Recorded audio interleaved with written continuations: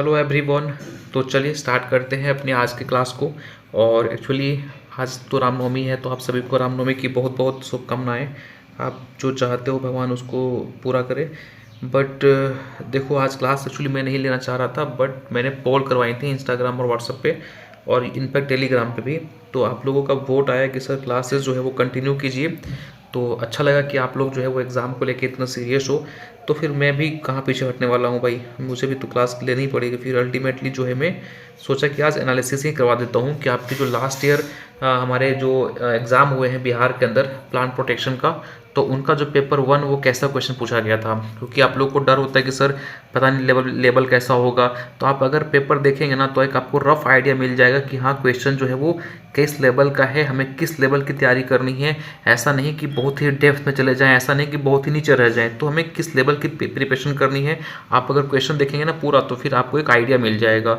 तो मैं पूरा का पूरा डिटेल में एनालिसिस करवाने वाला हूँ, है ना। आपको यहाँ पे आंसर के साथ साथ उनके एक्सप्लेनेशन भी मिलेंगे, तो आपको एक समझने में भी आइडिया हो जाएगा कि हाँ मैं जो है वो इस क्वेश्चन को कर पा रहा हूँ। और फिर आपको उन एक्सप्लेनेशन के साथ साथ उनके रिगार्डिंग और भी अगर क्वेश्चन पूछे जाएंगे तो आप क्लियर कर सकते हो। ठीक है, तो एक जो हमारा एनालिसिस सेक्शन है वो बहुत ही इंपॉर्टेंट है, लास्ट तक देखना। पीडीएफ आपको मैं टेलीग्राम ग्रुप पे और व्हाट्सएप ग्रुप पे प्रोवाइड कर दूंगा। नहीं ज्वाइन किए हो, लिंक डिस्क्रिप्शन में गिव है ना, जाके आप ज्वाइन कर लेना। ठीक है, तो रेडी हो आप लोग। तो हाँ, लेक्चर का ड्यूरेशन थोड़ा बड़ा हो सकता है क्योंकि मैं यहाँ पे एक एक क्वेश्चन को मतलब डिटेल में आपको डिस्कस करने वाला हूँ। तो जाहिर सी बात है टाइम देना पड़ेगा, कोई चीज़ बिना टाइम दिए तो पूरा होएगा नहीं, है ना। और आपको पता है कि हम कंटेंट से कोई कॉम्प्रोमाइज़ नहीं करते। तो चलिए एनालिसिस के लिए आप लोग रेडी हो जाइए। देखो, सबसे पहला अगर आप क्वेश्चन देखेंगे तो कितना सा इजी क्वेश्चन आया हुआ था, जो आई थिंक हमको नहीं लगता कि कोई बच्चे इसको गलत करके आए होंगे। क्वेश्चन क्या पूछ रहा है, विच of the following weed pollens causes asthma in human. जो हिंदी माध्यम के छात्र हैं उनके लिए मैं क्वेश्चन हिंदी में भी कन्वर्ट करके बता रहा हूँ। क्वेश्चन हिंदी में क्या इसका बनेगा कि भाई बताओ मेरे को कि निम्नलिखित में से किस खरपतवार का पराग मानव में अस्थमा का कारण बनता है ना। तो आपके लिए यहाँ इंपॉर्टेंट क्या हो जाता है, वीड और अस्थमा, है ना। मतलब आप अगर वीड साइंस पढ़े होंगे तो डेफिनेटली इस क्वेश्चन के बारे में पढ़े होंगे कि एक वीड होता है ना, उनसे उनके कॉन्टैक्ट में आने से asthma, hay fever, contact dermatitis वगैरह जो है वो देखने को मिलती हैं। अगर ये वीड हल्का सा आपके स्किन में टच हो गया तो वहाँ पे तुरंत स्वेलिंग हो जाएगा, इचिंग होना स्टार्ट हो जाएगा, है ना। तो ये इस टाइप का वीड है। तो आप मुझे बता सकते हो उसका सही आंसर क्या था। क्या सर ये केलोट्रोपिस? बिल्कुल नहीं। Conch weed? ये भी नहीं होगा सर। आपने लेंटाना कैमराना? बिल्कुल नहीं। इसका सही आंसर क्या हो जाएगा, पार्थेनियम हिस्टोफोरस, जिनको हम कांग्रेस ग्रास भी बोलते हैं, गाजर घास बोलते हैं। ठीक है, और ये एक मेजर एलर्जन की तरह होता है जिनके कांटेक्ट में आने से जो है वो डर्मेटाइटिस, अस्थमा वगैरह देखने को मिलेगा। ठीक है, तो सही आंसर क्या हो जाएगा, पार्थेनियम हिस्टोफोरस। चले अगला क्वेश्चन नंबर 2 देखो। अच्छा बताना, इसका आपने डेफिनेटली जब आप ये पढ़े होंगे ना एग्रोमेट्रोलॉजी, तो जब वेदर के बारे में पढ़ रहे होंगे तो डेफिनेटली इनके बारे में आपने पढ़ा होगा कि भाई इक्री सेट कहाँ पे लोकेटेड है। अब इक्री सेट केवल एग्जाम में फुल फॉर्म पूछा जाता है, तो इक्री सेट का फुल फॉर्म आप सबको पता होनी चाहिए, the international crop research institute for the semi arid tropic. मैं फिर से रिपीट कर रहा हूँ, the international crops research institute for the semi arid tropic, ये इनका फुल फॉर्म होता है। और ये एक non profit agriculture research organisation है, ठीक है, जिनका हेड क्वार्टर आपसे पूछा गया है। क्या ये न्यू दिल्ली में है? बिल्कुल नहीं। पटना? बिल्कुल नहीं। बेंगलोर? नहीं। इनका सही आंसर क्या हो जाएगा, हैदराबाद, है ना। इक्री सेट कहाँ पे लोकेटेड है, हैदराबाद के अंदर। ठीक है, क्वेश्चन नंबर 3 देखो, एग्रीकल्चर जो है वो नेशनल इनकम में कितना % शेयर करता है। ये क्वेश्चन पूछ रहा है आपसे।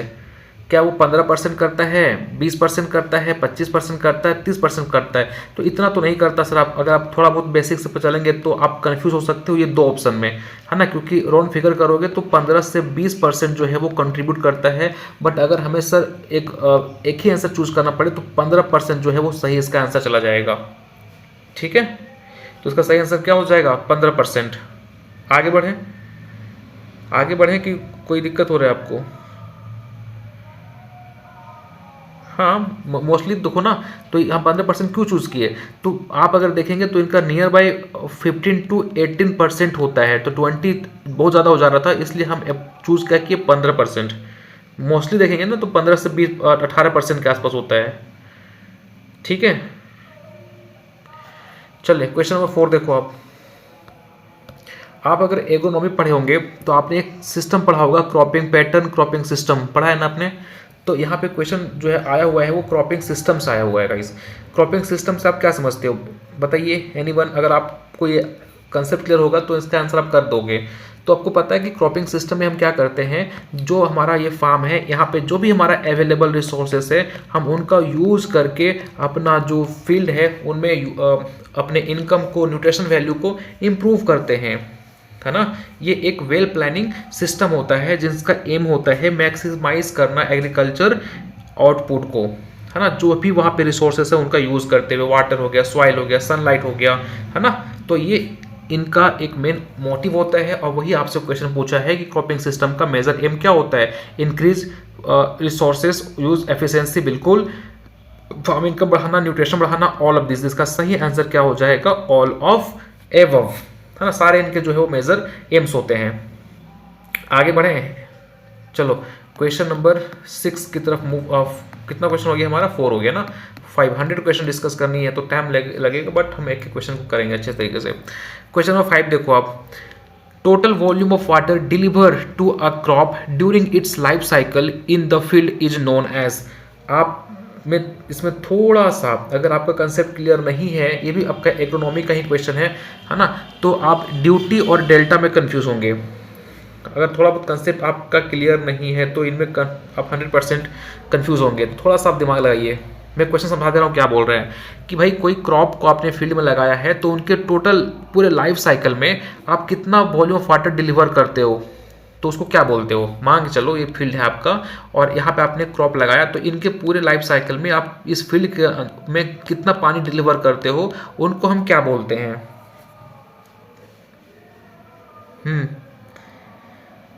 बताइए।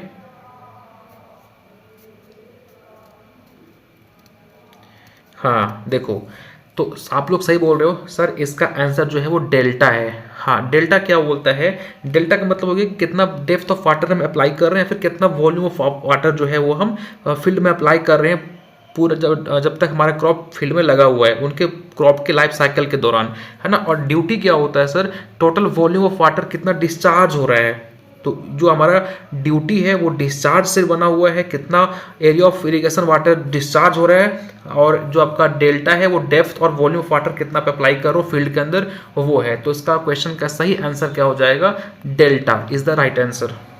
ठीक है, चलो अगला क्वेश्चन जो कि बिहार से ही क्वेश्चन पूछा गया था। आप देखेंगे कि भाई बिहार का नेट इरिगेटेड एरिया कितना होता है। जो बिहार के उनको तो ये तो आपने फैक्ट्स के अंदर याद किया होगा कि बिहार का नेट इरिगेटेड एरिया जो है वो इतना है। एनीवन, अगर आप बिहार का इकोनॉमिक सर्वे रिपोर्ट देखेंगे तो आपको पता चलेगा कि भाई जो बिहार में आप जो है वो सबसे ज़्यादा सिंचाई के लिए जो साधन यूज़ किया जाता है वो ट्यूबवेल यूज़ किया जाता है ना, ट्यूबवेल यूज़ किया जाता है। और इनके साथ अगर आप देखेंगे तो 33.51 लाख हेक्टेयर इसका सही आंसर हो जाएगा, है ना। चले अगला क्वेश्चन देखो आप, क्वेश्चन नंबर 7। ये तो ऐसी इजी है भाई। एनपीओपी प्रोग्राम कब लॉन्च हुआ था, national programme on organic farm production, ये कब लॉन्च हुआ था। ये तो गलत करना ही नहीं चाहिए आपको, इतना इजी सा क्वेश्चन है। हाँ ठीक बोल रहे हो। तो आपको पता है कि एनपीओपी जो है वो ministry of commerce and industry के अंदर आता है, गवर्नमेंट ऑफ इंडिया का ही एक पार्ट है ना। और ये जो है 2001 में ऑर्गेनिक फार्मिंग को फ्रेमवर्क करने के लिए, स्टैंडर्डाइज्ड करने के लिए लाया गया था। तो सही आंसर क्या होगा इसका, 2001, this is the right answer, भूलिएगा नहीं। एनपीओपी जो है मिनिस्ट्री ऑफ कॉमर्स, है ना, और इंडस्ट्री के अंदर ये आता है, गवर्नमेंट ऑफ इंडिया का पार्ट है, और ऑर्गेनिक फार्मिंग को स्टैंडर्डाइज करने के लिए 2001 के अंदर इनको लाया गया था। ठीक, क्वेश्चन नंबर 8 देखिए आप, क्वेश्चन नंबर 8 देखो सही से, क्या क्वेश्चन है। An agriculture field subjected to minimum tillage will have, न्यूनतम जुताई वाले कृषि क्षेत्र में होगा, क्या होगा, है ना। आप देखें तो आपको यहाँ पे जो मिनिमम टिलेज से क्वेश्चन आया हुआ है, भाई मिनिमम टिलेज में क्या होगा, faster rate of decomposition of organic matter, कि भैया ऑर्गेनिक मैटर का जो डिकम्पोजिशन है बहुत फास्ट रेट से होगा। Slower rate of decomposition organic matter बहुत ही स्लो डिकम्पोजिशन होगा। No effect on the rate of decomposition, या फिर कोई मतलब ही नहीं, आराम से मतलब आप टिलेज करो ना करो उसका कोई इफेक्ट नहीं होगा।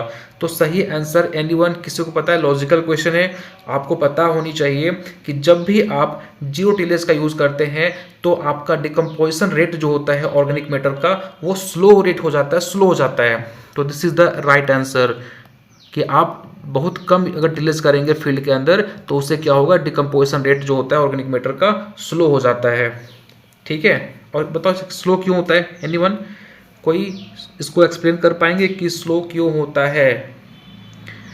वो इसलिए होता है कि कई बार देखोगे तो जो आपकी मिट्टी की संरचना में बाधा इसलिए मतलब होता क्या है ना कि जब भी आप मिनिमम कम टिलेज करोगे तो उससे क्या होगा कि मिट्टी आपकी पलटेगी नहीं, और जब मिट्टी ही नहीं पलटेगी तो ऑक्सीजन लेवल जो है वहाँ पे लो रहेगा, और ऑक्सीजन लेवल जब लो रहता है ना तो वहाँ पे माइक्रोब्स उसको इजीली तरीके से ब्रेक नहीं कर पाएंगे।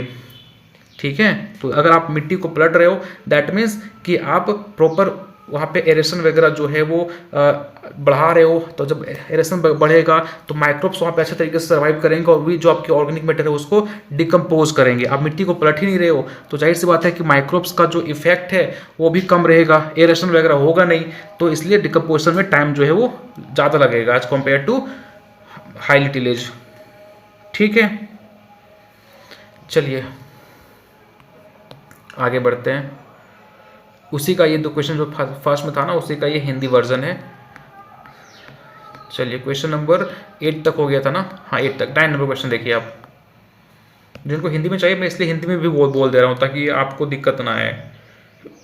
क्वेश्चन नंबर 9 देखो, which of the following is a component of sustainable agriculture. Sustainable agriculture तो मैंने भाई बहुत डिटेल में पढ़ाया हुआ है आपको, तो सस्टेनेबल एग्रीकल्चर के बारे में बताना है आपको कि इनमें से कौन सा कंपोनेंट जो है वो सस्टेनेबल एग्रीकल्चर का है। बताइए, सोच के थोड़ा बताना इसको। बहुत अच्छा सा क्वेश्चन है, मैं इसमें टाइम काफ़ी ज़्यादा मैंने पढ़ाया हुआ है, डिटेल में पढ़ाया हुआ है, तो आपको ये चीज़ पता होनी चाहिए।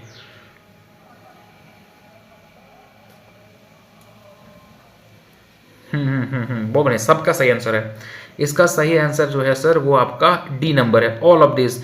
सोशल जो है वो भी हमारा सस्टेनेबल एग्रीकल्चर का ही कंपोनेंट होता है, इकोनॉमिक भी होता है और इन्वायरमेंट भी होता है, तो तीनों जो है हमारे सस्टेनेबल एग्रीकल्चर के ही क्या होते हैं, कंपोनेंट होते हैं।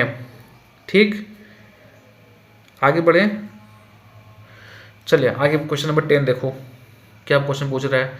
ये तो आसान है भाई, बिहार के हो तो ये क्वेश्चन आपको पता ही होना चाहिए, इनको तो आप रट्टा मार के बैठे होंगे कि भाई बिहार के अंदर कितने एग्रो क्लाइमेटिक जोन्स हैं।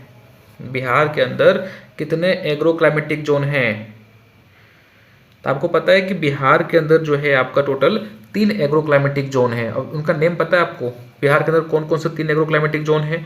एक तो है आपका नॉर्थ वेस्ट एलुवियल प्लेन, दूसरा है नॉर्थ ईस्ट एलुवियल प्लेन, और तीसरा है आपका साउथ बिहार एलुवियल प्लेन। ठीक है, मैं फिर से रिपीट कर रहा हूँ, एक है आपका नॉर्थ वेस्ट एलुवियल प्लेन, एक है आपका नॉर्थ ईस्ट एलुवियल प्लेन, और एक हो जाता है आपका साउथ बिहार एलुवियल प्लेन।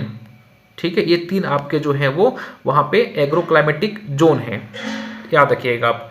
चलो क्वेश्चन नंबर 11 देखो क्या क्वेश्चन, बहुत इजी सा क्वेश्चन इंस्ट्रूमेंट से पूछा है कि भाई अगर रिलेटिव ह्यूमिडिटी को मेजर करने के लिए हम कौन सा इंस्ट्रूमेंट यूज करते हैं। तो भाई तो आप रट्टा मार के बैठते हो कि रिलेटिव ह्यूमिडिटी को मेजर करने के लिए हम यूज करते हैं क्या, this is a psychrometer.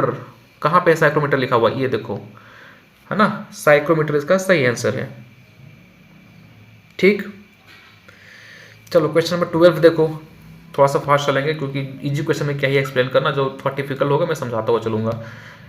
The estimated land degradation and desertification in India is. अब क्वेश्चन ध्यान, थोड़ा सा क्वेश्चन ट्रिकी है, आपको पता होनी चाहिए कि भाई यहाँ पे क्या क्वेश्चन पूछा है कि भारत में भूमि अवक्रमण एवं मरुस्थलीय का अनुमानित क्षेत्र क्या है। मतलब एस्टिमेटेड लैंड पूछ रहा है डिग्रेडेशन और डेजर्टिफिकेशन का हमारे इंडिया के अंदर, तो क्या हो सकता है, एनीवन, किसी को पता है? तो इनका अगर आप अप्रॉक्स में पढ़ेंगे ना तो इसका आपको आंसर मिलेगा बी नंबर, 97.84, या फिर आप बोल सकते हो सर इसको आप 97 टू 84 मिलियन हेक्टेयर जो है वो आप याद कर सकते हैं कि ये जो है वो हमारे इतने लैंड में ये डिग्रेडेशन लैंड है और डिजर्टिफिकेशन है हमारे इंडिया के अंदर। और ये रिपोर्ट किसका है, तो ये रिपोर्ट आप देखेंगे तो ये आपका इसरो ने ये डेटा निकाला हुआ है। ठीक है, आगे बढ़ें। चलिए क्वेश्चन नंबर 13 देखिए आप क्या है क्वेश्चन, देखो बहुत इजी सा क्वेश्चन है।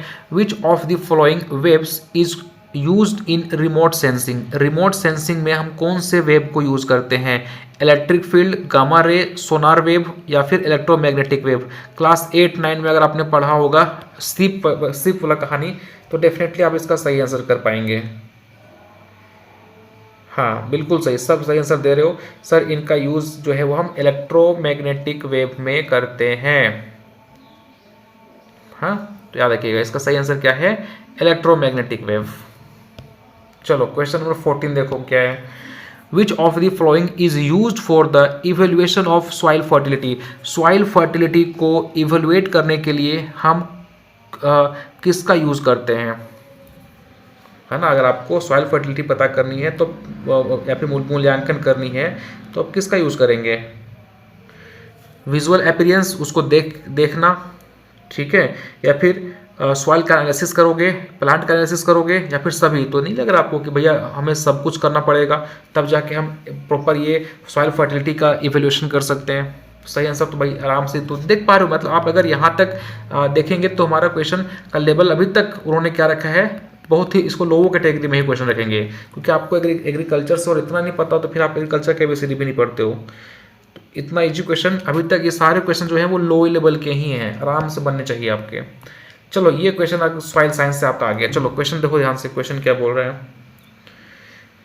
The movement of mineral into the portion of soil profile as in an argillic और spodic horizon is called. Question Hindi में पढ़ दे रहा हूँ। मृदा प्रोफाइल के एक हिस्से में सामग्री का संचलन जैसे कि आर्जिलिका या स्पोडिक जो आपका होराइजन कहलाता है ना। तो भाई movement of material into the कहाँ पे, portion of soil profile as in argillic और स्पोडिक हॉरिजॉन, तो वो क्या कहलाता है। आपने भाई पढ़ा होगा इसके बारे में कि आप जब इल्यूविएशन के बारे में पढ़ोगे, इल्यूविएशन और एल्यूविएशन पढ़ा है ना आपने, तो आपने पढ़ा होगा इनके बारे में कि वो जो मूवमेंट करती है मटेरियल और वो जाके कहाँ पे हो जाती है, इस हॉरिजॉन में, तो इनको क्या कहते हैं, राइट सी बात है, इनको हम इल्यूविएशन कहते हैं गाइस, इल्यूविएशन। ठीक है आगे बढ़े। चलो अगला क्वेश्चन देखो। The percentage of water remaining in the air dried soil is called. Air dried soil के अंदर वाटर का कुछ पार्टिकल जो है वो बच गया, ठीक है, तो उनको हम क्या कहते हैं, एयर ड्राइड सॉइल कहते हैं, फील्ड कैपेसिटी कहते हैं, हाइग्रोस्कोपिक कोफिशिएंट कहते हैं, परमानेंट विल्टिंग पॉइंट कहते हैं। तो आप सबको पता है कि ये हाइग्रोस्कोपिक कोफिशिएंट होता है और ये बहुत ज़्यादा टाइटली जो है वो हमारे सॉइल के साथ अटैच्ड होता है और इनको आप नहीं निकाल सकते, है ना। तो ये जो हमारा सही आंसर हो जाएगा वो क्या कहलाता है, हाइग्रोस्कोपिक कोफिशिएंट। ठीक है चले अगला क्वेश्चन देखो। आप देखो सॉइल साइंस में कितना बेसिक सा क्वेश्चन पूछा है।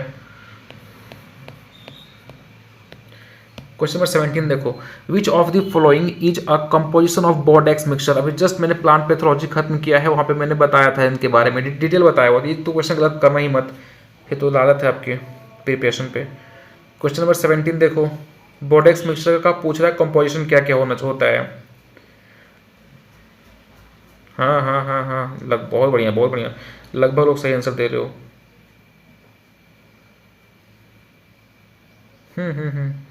सही आंसर इसका हो जाएगा सी नंबर। कॉपर सल्फेट और लाइम जो है हम यहाँ पे यूज करते हैं, ठीक है, और ये हाईली इफेक्टिव जो है हमारा मिक्सर होता है जिनका हम यूज फंगिसाइड वगैरह में करते हैं। ठीक है आगे बढ़े। चलो क्वेश्चन नंबर 18 देखो। The relative mobility of nutrient in plant depend on, है ना। हिंदी पढ़ दूं, चलो ठीक है हिंदी में पढ़ देते हैं। क्वेश्चन क्या बोल रहा है कि पौधों में पोषक तत्वों की पेज गतिशीलता निर्भर करती है। भाई तो हिंदी तो और डिफिकल्ट है, हिंदी इंग्लिश से आसान लगता है ना भाई। जो आपके मोबिलिटी होती है न्यूट्रिएंट का प्लांट में, वो किसके ऊपर डिपेंड करती है? सॉइल पीएच के ऊपर, या फिर टेम्परेचर के ऊपर, सॉइल टेक्सचर के ऊपर, या फिर टाइप ऑफ क्ले के ऊपर, सॉइल मॉइस्चर के ऊपर, या फिर ऑर्गेनिक मैटर कंटेंट के ऊपर, या फिर सारे के सारे इसका आंसर सही होंगे। तो आपको पता है कि ये इसका सही आंसर हो जाएगा D number, all of this, सब पे डिपेंड करता है। आप अगर पढ़े होंगे मोबिलिटी ऑफ न्यूट्रिएंट तो आपने इसका सही आंसर पढ़ा होगा कि भैया ये सारे फैक्टर जो होते हैं वो रिस्पॉन्सिबल होते हैं न्यूट्रिएंट के मूवमेंट के लिए, है ना। क्वेश्चन नंबर 19 पे आ जाइए।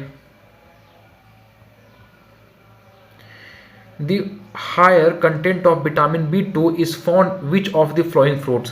कौन सा ऐसा फ्रूट है जिसमें विटामिन B2 जो है वो सबसे ज़्यादा पाया जाता है? बेल के अंदर, वॉलनट के अंदर, पपाया के अंदर, ओलना के अंदर। हॉर्टिकल्चर का बहुत ही बेसिक सा क्वेश्चन आपको पता होनी चाहिए कि जो आपका बेल होता है, बेल जिसको गर्मियों में आप इसका यूज़ करते हो, तो बेल में जिसका साइंटिफिक नेम एनिमल किसी को याद है कि बेल का साइंटिफिक नेम क्या होता है? इनका साइंटिफिक नेम होता है एगेल मेरमिलियोस, एगेल मेरमिलियोस। ये हाईली न्यूट्रिशियस होता है, और पार्टिकली हम इसमें देखेंगे तो विटामिन B2 रिबोफ्लाविन का साइंटिफिक नेम क्या होता है? रिबोफ्लेविन, है ना, ये इसमें सबसे ज़्यादा होता है। और ओलना में क्या होता है? विटामिन विटामिन C जो होता है वो ज़्यादा होता है ओलना के अंदर, ठीक है। और पपाया के अंदर विटामिन A होता है। और वॉलनट के अंदर क्या होता है? वॉलनट के अंदर बताइए एनीवन, वॉलनट के अंदर क्या पाया जाता है? भाई वो पता है ना, वॉलनट क्या है हमारा? ड्राई फ्रूट्स में आता है, ठीक है। तो इसका सही आंसर क्या हो जाएगा? विटामिन B2 सबसे ज़्यादा बेल में होता है, ठीक। आगे बढ़ें, चलो क्वेश्चन नंबर 20 देखो। बटनिंग जो है एक फिजियोलॉजिकल डिसऑर्डर है, मैंने पढ़ाया हुआ है इसके बारे में आपको पैथोलॉजी के अंदर। वो कौन से वेजिटेबल में ज़्यादा देखने को मिलता है? तो बटनिंग बताया ना आपको, बटनिंग कहाँ देखने को मिलता है? कलीफ्लावर के अंदर, ठीक है। जो एक फिजियोलॉजिकल डिसऑर्डर होता है जिसमें क्या होता है कि बहुत ही छोटे साइज के जो आपके जो फ्लावर होते हैं ना, मतलब ये जो उनके देखेंगे तो जो कलीफ्लावर होते हैं, उनके जो कली बनती है, जो इनके फ्लावर होते हैं, उनका साइज़ बहुत ही छोटा हो जाएगा, है ना, बहुत ही छोटा हो जाता है। वो जो कर्ड का साइज़ भी काफ़ी स्टंटेड हो जाते हैं, छोटे हो जाते हैं, और मोस्टली ये नाइट्रोजन की डेफिशिएंसी की वजह से देखने को मिलता है। तो सही आंसर क्या हो जाएगा? कलीफ्लावर। चलिए क्वेश्चन नंबर हमारा 20 हो गया, 21 पे आते हैं। देखो क्वेश्चन मैं थोड़ा सा बता रहा हूँ आपको कि आप अगर क्वेश्चन ध्यान से पढ़ रहे होंगे तो आपको समझ में आ रहा होगा सर क्वेश्चन का लेवल बिल्कुल भी डिफिकल्ट नहीं है, है ना। इजी लेवल का क्वेश्चंस अभी तक हम डिस्कस कर रहे हैं। अभी तक कोई क्वेश्चन मुझे नहीं लगा, आप पढ़े होंगे तब पता नहीं, लेकिन अभी तक मुझे नहीं लग रहा कि कोई क्वेश्चन ऐसा है जो कि नहीं कर किया जा सकता था। बहुत ही ईजी क्वेश्चन है। दैट मीन्स अगर आप बेसिक भी पढ़ के जाएंगे ना तो हो जाएगा क्वेश्चन आपका एग्जाम क्रैक, ठीक है। क्वेश्चन नंबर 21 देखो क्या बोल रहा है। Which of the following parts of asparagus is used for the consumption? Asparagus का कौन सा पार्ट हम कंजम्पशन में यूज करते हैं? पत्ता, स्टेम, फ्रूट, फ्लावर। अब तो फास्ट चलेंगे, बताइए एस्परगस का कौन सा पार्ट यूज करते हैं? आपको पता होनी चाहिए कि एस्परगस क्या है, एक स्टेम वेजिटेबल है। Asparagus is a stem vegetable, है ना। तो जाहिर सी बात है कि स्टेम वेजिटेबल है तो इसका हम स्टेम ही कंज्यूम करेंगे, ठीक। चलो क्वेश्चन 22 देखो, हार्मोन से क्वेश्चन है, इजी सा question. Which of the following plant hormone is used for the D grinning of citrus fruit, है ना। क्वेश्चन क्या बोल रहा है कि निम्नलिखित में से किस पादप हार्मोन का प्रयोग नींबू फल में हरितता समाप्त करने हेतु किया जाता है? ग्रीनिंग, हमारा मान के नींबू ग्रीन है, इसमें हम चाह रहे हैं कि ग्रीन कलर को हटा के इनको हम कलर जो है वो येलो आ जाए, है ना। तो उनके लिए हम कौन सा हार्मोन का यूज़ करते हैं? तो याद रखना उसके लिए हम एथेफोन का यूज़ करते हैं। एथेफोन बहुत लोग को नहीं पता होगा, एथेफोन का यूज़ करके आप जो है उनके ग्रीनिंग को हटा सकते हो, ठीक है। एथेफोन जो है is ethylene releasing synthetic compound. आपने पढ़ा होगा कि जो आपका एथेफोन है वो इथाइलिन को रिलीज करने वाला सिंथेटिक कंपाउंड होता है। और आपको पता है ये भी कि इथाइलिन एक नेचुरल प्लांट हार्मोन होता है जो रिस्पॉन्सिबल होता है राइपेनिंग करने के लिए। आप बनाना को यहाँ पे जाके कच्चे में हार्वेस्ट कीजिए और उसको वहाँ पे छोड़ दीजिए, बगल में आप इथाइलिन रख दीजिए तो केला आपका पक जाएगा। ठीक है, समझ में आ गया? आगे बढ़ते हैं। क्वेश्चन नंबर 23 देखो। A typical aroma comes in ripen apple fruit due to which of the following. जाहिर सी बात है कि आप देखेंगे जो आपका पका हुआ एप्पल होता है उनमें से एक अरोमा आता है, वो किन की वजह से आता है बताइए हॉर्टिकल्चर वालों।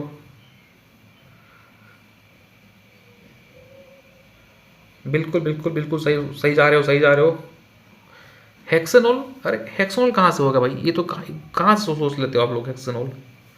सही आंसर इसका है, आप लोग में सही लगभग सही दिए हो, इथाइल टू मिथाइल ब्यूटराइट जो है वो इसका सही आंसर है। इनकी वजह से जो है वो एप्पल में अरोमा आता है।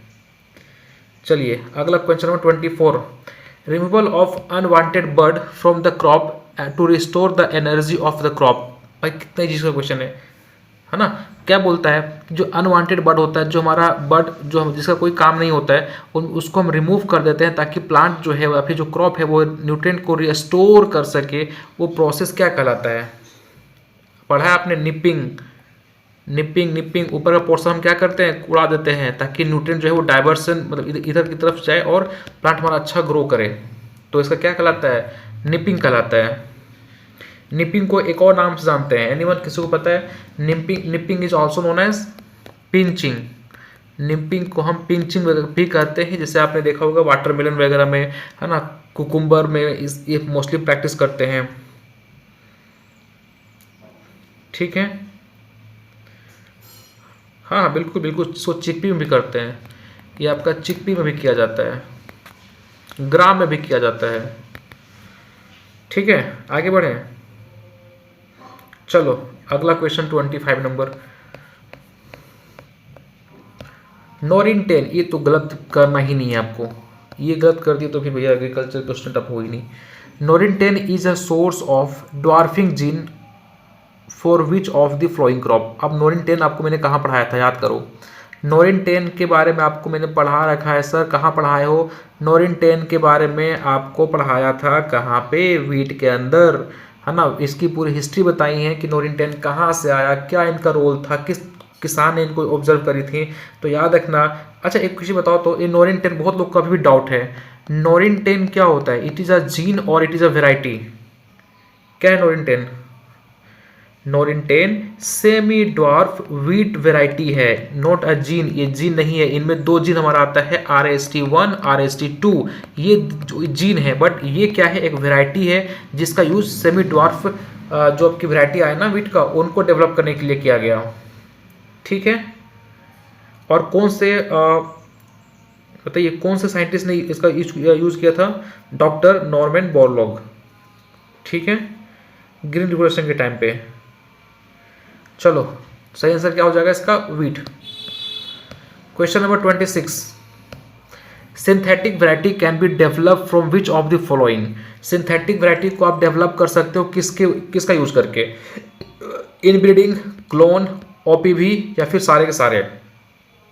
आपको पता है कि सिंथेटिक जो आपकी वैरायटी होती हैं उनको हम डेवलप कर सकते हैं सारे मेथड से, है ना। आप इनब्रीड का यूज़ करके भी कर सकते हो, क्लोन का यूज़ करके भी कर सकते हो, आप OPV का भी यूज़ करके कर सकते हो। बहुत इजी सा क्वेश्चन, सारे के सारे का हम यूज़ करते हैं सिंथेटिक वैरायटी को डेवलप करने के लिए। ठीक है, आगे बढ़ें। चलो question number 27। Heterozygous tester is used for. Heterozygous tester का यूज़ हम किसके लिए करते हैं? रिकरेंट सिलेक्शन करने के लिए, है ना, फॉर जनरल कंबाइनिंग एबिलिटी, या फिर स्पेसिफिक कंबाइनिंग एबिलिटी, या फिर रेसिप्रोकल रिकरेंट सिलेक्शन के लिए, या फिर सिंपल रिकरेंट सिलेक्शन करने के लिए। थोड़ा सा ट्रिकी क्वेश्चन मैं बोलूँगा, ये आपका क्वेश्चन जो है वो मीडियम टू डिफिकल्ट में आ जाएगा, थोड़ा सा ट्रिकी है। बट थोड़ा सा अगर आपने पढ़ा होगा हेट्रोजाइगस टेस्ट के बारे में तो डेफिनेटली इसका सही आंसर कर देंगे आप। तो इसका सही आंसर है सर कि हम हेट्रोजाइगस टेस्टर का यूज़ करते हैं recurrent selection for general combining ability. This is important, general combining ability के लिए हम इसका यूज़ करते हैं। ठीक है।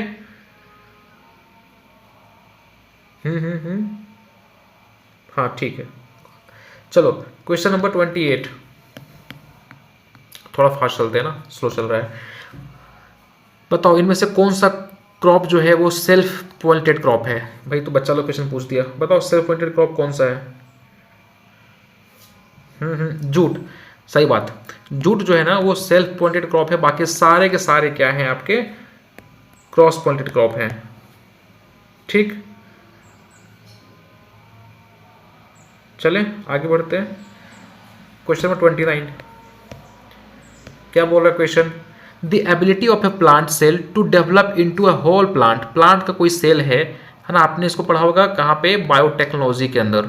तो आप देख लो, मैं इसलिए सब्जेक्ट का नाम बताते चल रहा हूँ कि आप एनालिसिस कर पाओ कि क्वेश्चन जो है वो कौन कौन सब्जेक्ट से कितना क्वेश्चन पूछा है। तो बायोटेक्नोलॉजी का भी क्वेश्चन आपको देखने को मिल रहा है। तो ये तो इजी क्वेश्चन है कि प्लांट का कोई सेल से या फिर प्लांट का कोई सेल है जिसमें एबिलिटी होता है कि उस सेल से आप पूरा का पूरा प्लांट डेवलप कर सकते हो, क्या कहलाता है भाई, सिंपल सी बात है। लेकिन कहाँ पे, कल्चर मीडिया में। आंख बंद करके मार दीजिए टोटी पोटेंसी। आपने क्लास 9 से बच्चा लोग क्वेश्चन पूछा है ये तो, है ना। चलो क्वेश्चन नंबर 30 क्या बोल रहा है क्वेश्चन देखिए, विच of the following crop is naturally cross pollinated crop. अब आपसे पूछ रहा है कि इनमें से कौन सा क्रॉप जो है वो क्रॉस पॉलिनेटेड क्रॉप है ना। अब ये नहीं पता कि भैया सेल्फ पॉलिनेटेड क्रॉप क्या होता है, क्रॉस पॉलिनेटेड क्रॉप क्या होता है, तो फिर बेसिक ही आपका हिला हुआ है, फिर तो एग्जाम देने का मतलब ही नहीं है। बताइए 13 में क्वेश्चन का आंसर क्या हुआ। हाँ बिल्कुल बिल्कुल, आपको पता है वीट हो गया, चाहे आपका राइस हो गया, रागी हो गया, जिसको हम फिंगर मिलेट बोलते हैं, रागी को क्या बोलते हैं, फिंगर मिलेट बोलते हैं।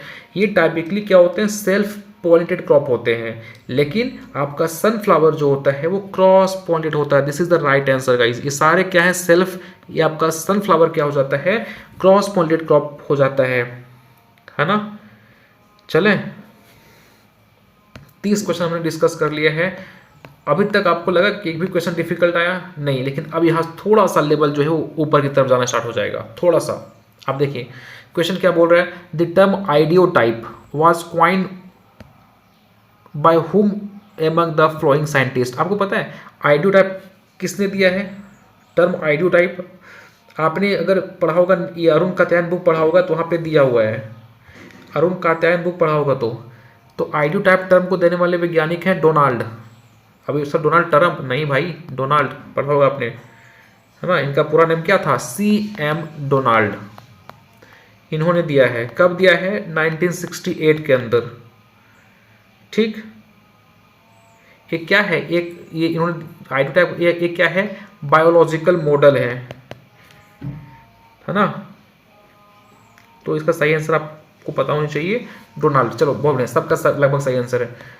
क्वेश्चन नंबर 32 देखो, Mendel finding were rediscover by whom among the following scientist. अब आपको पता है कि मेंडल जो थे, इनके जो काम थे, इनको एक्चुअली जब ये अपना रिसर्च कर रहे थे तो उस टाइम इनको क्रेडिट नहीं मिला, क्योंकि उस टाइम लोग जो है ये मानते थे कि इन्होंने जो कैलकुलेशन करी है वो अपने बेसिस पे करी है, उनका उतना तवज्जो नहीं था उस टाइम पे, है ना। और इनका जो जितनी डिस्कवरी थी ना वो ज़्यादातर मैथमेटिकल अप्रोच था, तो इसलिए लोग उतना ध्यान नहीं दिए थे। लेकिन जब इनका डेथ हो गया तो इनके डिस्कवरी के बारे में जो कुछ वैज्ञानिक थे जिन्होंने रीडिस्कवर किया इनके कामों को, बताया कि नहीं जो मेंडल बोल रहे थे उनका बहुत बड़ा हमारे यहाँ पे रोल है ना, हमारे जेनेटिक्स के अंदर।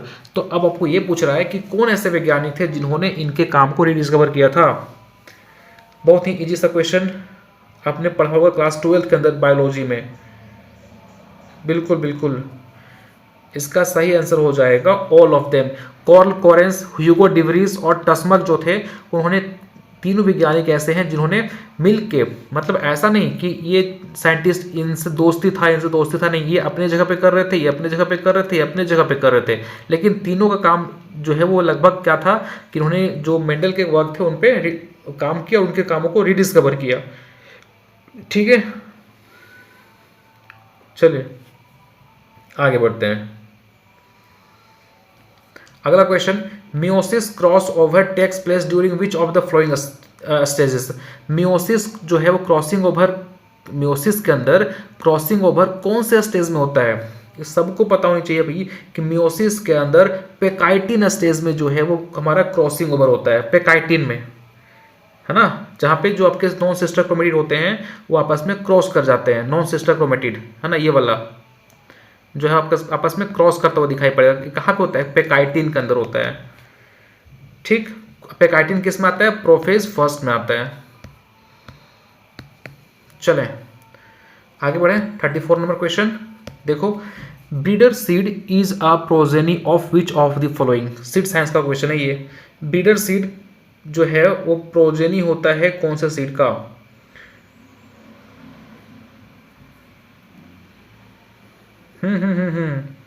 बताइए बताइए। बहुत बढ़िया बहुत बढ़िया, सबका सही आंसर है न्यूक्लियस सीड। सही आंसर क्या हो जाएगा? Nucleus seed. अगर इनके हम चेन ऑफ सीरीज की बात करें तो सबसे पहले आपको मिलेंगे कौन सा? Nucleus seed. उसके बाद क्या मिलता है? Breeder seed. फिर क्या मिलता है? Foundation seed. फिर क्या मिलता है? रजिस्टर्ड सीड, है ना, और सर्टिफाइड सीड, और फिर देन आपका ट्रूथफुल लेवल सीड। अब बताओ इनमें से कौन सा ऐसा है जिनको हम बोलते हैं मदर ऑफ सीड? किसको बोलते हैं? हाँ, किसको बोलते हैं भाई? Mother of seed. ऑफकोर्स सही, फाउंडेशन, क्योंकि इससे क्या बन सकता है? रजिस्टर्ड सीड, और इससे बनता है सर्टिफाइड सीड। रजिस्टर्ड सीड हमारे इंडिया में नहीं बनता है। ठीक है, चले आगे बढ़ते हैं।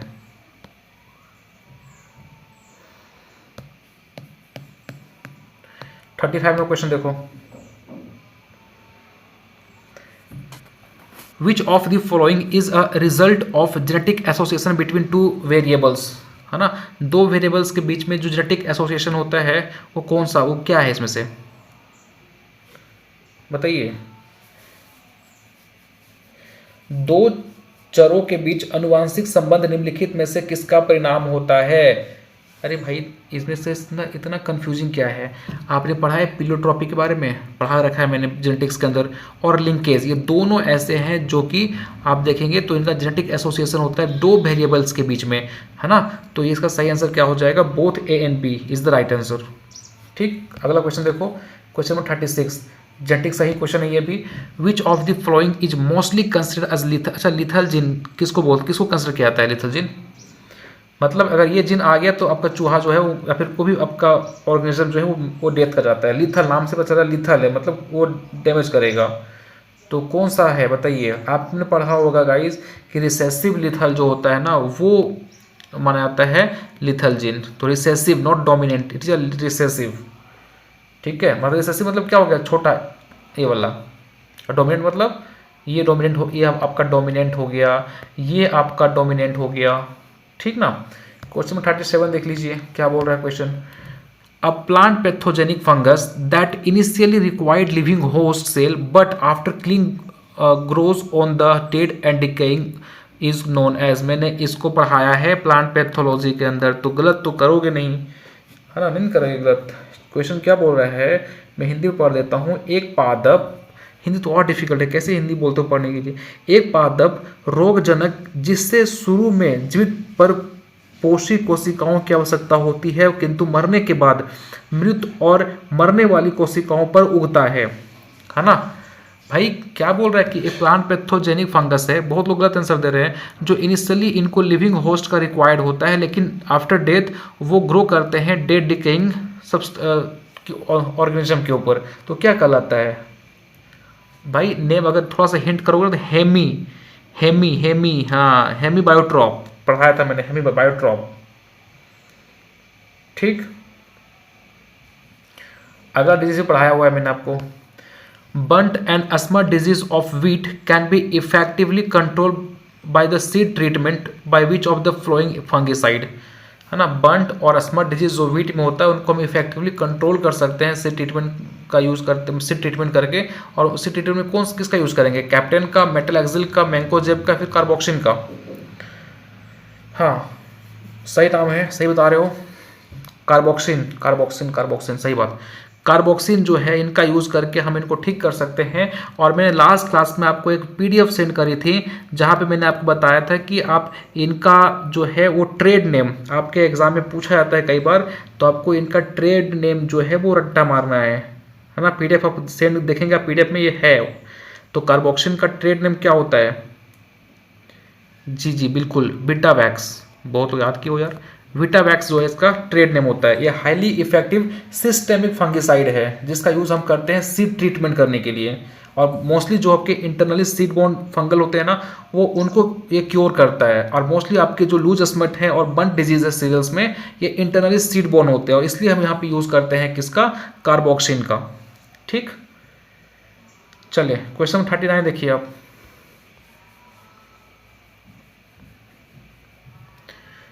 क्वेश्चन देखो, इजी सा क्वेश्चन है। मैं फिर पानी पी लेता हूँ। ये भी प्लांट पैथोलॉजी का। तो अभी तक अगर मैं एनालिसिस करूँ ना, तो आपको genetics and plant breeding, genetics plant breeding और आपका पैथोलॉजी, उन दोनों में से ज़्यादा सबसे ज़्यादा क्वेश्चन पूछा गया। सीड साइंस से भी है, एग्रोनॉमी से भी है, लेकिन अभी तक में ये 2 सब्जेक्ट से ज़्यादा मिल रहा है क्वेश्चन।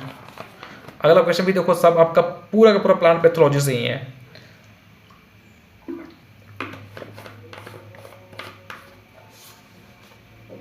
चलो, which of the following pathogen does not have the cell wall in their cell? Cell wall नहीं होता है किसमें? प्रोटोजोआ में, फंजाई में, फाइटोप्लाज्मा में या बैक्टीरिया में? ये तो ऐसे एलिमिनेट कर दोगे, बैक्टीरिया में होता है। बैक्टीरिया में तो सेल वॉल होता है ना भाई, है ना। फंजाई में होता है, प्रोटोजोआ में होता है, तो फाइटोप्लाज्मा में नहीं होता है ना। और फाइटोप्लाज्मा क्या है? ये एक ऑब्लिगेट बैक्टीरियल पैरासाइट है। ठीक, चलें आगे बढ़ते हैं। क्वेश्चन नंबर 40 देखो, which of the following pathogen survive into the soil in the form of sclerotia? इनमें से कौन सा पैथोजन जो है वो सॉइल में सर्वाइव करता है एस्क्लेटोरिया के फॉर्म में फॉर ए लॉन्ग ड्यूरेशन, लंबे समय तक? अब बताना है आपको कि भाई कौन सा ऐसा पैथोजन है जो मिट्टी में सर्वाइव करता है अपना एस्क्लेटोरिया बना के, और ये अपना एस्क्लेटोरिया बना लेता है तो ये लंबे समय तक मिट्टी में रह सकता है। आपको बताना है इसका सही आंसर क्या है। ये भी मैं आपको फैक्ट्स में कवर करवाया हूँ। फैक्ट्स में मैंने कवर कराया है लास्ट क्लास प्लांट पैथोलॉजी का, अगर आपने पढ़ा होगा तो ये क्वेश्चन था फैक्ट्स में। इनफैक्ट किसी एग्जाम में भी पूछा गया है। बिल्कुल, आप याद करो, वहाँ पे मैंने एग्जाम्पल के फॉर्मेट एक टेबल में दिया हुआ था। राइजोक्टोनिया, एस्क्लेटोरियम और एस्क्लेटोरिना, ये स्टीनिया जो है वो सारे जो हैं वो क्या हैं? ऐसे पैथोजन है जो मिट्टी में सर्वाइव करते हैं एस्क्लेटोरिया बना के। तो आंसर क्या हो जाएगा? All of these. ठीक है, और ये सारे क्या हैं भाई? ये सॉइल बोर्न पैथोजन ही है, इसलिए मिट्टी में रहते हैं। ठीक है, चलें, चलो question number 41, which of the following is a systemic fungicide? बताइए इनमें से सिस्टेमिक फंगिसाइड कौन सा है? मेटालेक्सिल, मैंने एक लिस्ट दिया था आपको, याद कीजिए, वहाँ पे था सिस्टेमिक और कॉन्टैक्ट का। मेटालेक्सिल, प्रोपिकोनाजोल, कार्बेंडाजिम या फिर सारे के सारे? क्या सही आंसर इसका हो जाएगा? बिल्कुल बिल्कुल सही आंसर दे रहे हो सर। ये सारे के सारे क्या हैं? सिस्टेमिक फंगिसाइड है। तो आंसर क्या हो जाएगा? All of these is the right answer. ठीक है ना, आगे बढ़ें। अब किसी कोई कमेंट, कोई मैसेज कर रहा है कि सर ये सिस्टेमिक क्या होता है? अरे भाई पूरा पैथोलॉजी खत्म हो गया, लेकिन अभी तक आपको ये चीज़ समझ नहीं आया। मैंने बताया था कि फंजीसाइड 2 टाइप का होता है। एक होता है कॉन्टैक्ट, मतलब कि मान के चलो ये आपका प्लांट है, आपने यहाँ पे हर्बिसाइड का स्प्रे करा या फंजीसाइड का स्प्रे किया, तो जिस एरिया में आपका फंजीसाइड का कॉन्टैक्ट होगा, मतलब आप जिस एरिया में उसको छीटोगे ना, वहाँ पे केवल वो क्योर करेगा, पूरे प्लांट को क्योर नहीं करेगा। ठीक है, अगर सपोज कि ये प्लांट में आपने स्प्रे करा और यहाँ पे उनके कुछ बूंदे पड़ी, तो यहाँ पे तो क्योर हो जाएगा, लेकिन अगर यहाँ पे उसका अटैक होगा तो ये क्योर नहीं होगा। लेकिन सिस्टेमिक में क्या होता है कि ये प्लांट हमारा जो है वो एब्जॉर्ब कर लेता है और इसका फिर पूरा का पूरा प्लांट में असर देखने को मिलेगा। तो अगर अभी आप इनका स्प्रे करते हो तो इनका इफेक्ट आपको एक पार्ट में भी अगर पड़ा है ना, तो प्लांट उसको एब्जॉर्ब करके पूरे प्लांट में जो फैला देता है, तो फिर प्लांट में ठीक हो जाएगा। This is called systemic. तो सारे के सारे क्या हैं? आपके सिस्टेमिक फंजीसाइड हैं। ठीक है, चलो क्वेश्चन नंबर 42 देखो, राइस टूंग्रो, ये भी मैंने पढ़ाया हुआ है भाई पैथोलॉजी का, ये भी मैंने पैथोलॉजी में पढ़ाया हुआ है। Rice tungro virus is transmitted by which of the following vector, है ना, मैंने टेबल ही दिया हुआ था आपको मैंने टेबल ही बनाया हुआ है, डिजीज उसका वेक्टर, डिजीज उसका वेक्टर।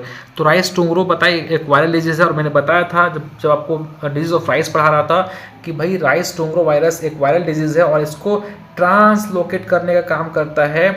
वाह, बहुत बढ़िया। बहुत लोग बोले सर एफिड, अरे भाई ये एफिड कहाँ से हो जाएगा, कहाँ से आपने एफिड सोच लिया? लीफ होपर, ये मैंने बताया था, leaf hopper this is the right answer. ठीक है, अब मैंने बताया था कि इनका साइंटिफिक नेम क्या होता है।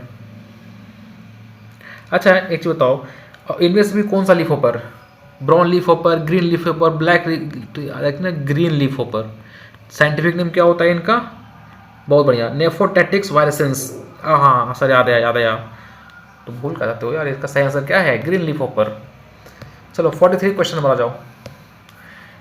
क्लेस्टोथेसिया asexual structure is formed which of the following fungi, मैंने बताया था क्लेस्टोथेसिया के बारे में, और ये बताया था कि कौन से फंगस के अंदर बनता है। याद करो लेक्चर नंबर 4, सारे क्वेश्चन आप देखेंगे तो हमारे ही लेक्चर से हैं। बताइए कौन सा फंगस में बनता है ये? बिल्कुल इरिसिफ है, सब लोग सही बोल रहे हो। चलो बढ़िया, अच्छा लगा कि आप लोगों ने अच्छे से पढ़ा था। इरिसिफ है, ठीक है। मैंने बताया था कि क्लेस्टो मतलब होता है क्या? क्लोज। क्लेस्टो मतलब क्या होता है? क्लोज, ये कंप्लीटली क्लोज होता है।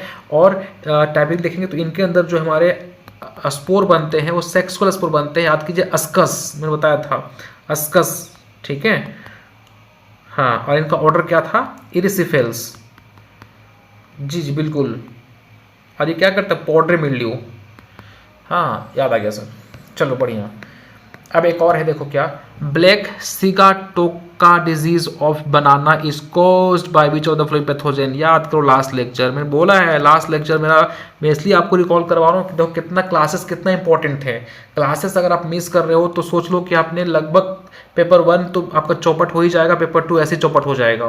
प्लांट पैथोलॉजी में आप ढंग से करोगे ना तो लगभग पोर्शन आपका कवर हो जाएगा। आप देखो सारा क्वेश्चन मैंने कराया हुआ है। ब्लैक सिगाटोका डिजीज जो है मैंने बताया था आपको कहाँ पे? बनाना के अंदर, फैक्ट्स के अंदर, ठीक है।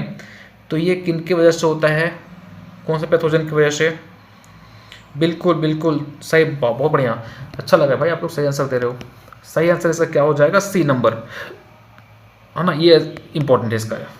चले एक एग्जाम में तो क्वेश्चन आया हुआ था कि ब्लैक सिगाटोका डिजीज किस में होता है? तो बनाना में, ये भी याद रखना, बनाना में होता है, ठीक है। चलो आगे बढ़ते हैं, क्वेश्चन नंबर 45।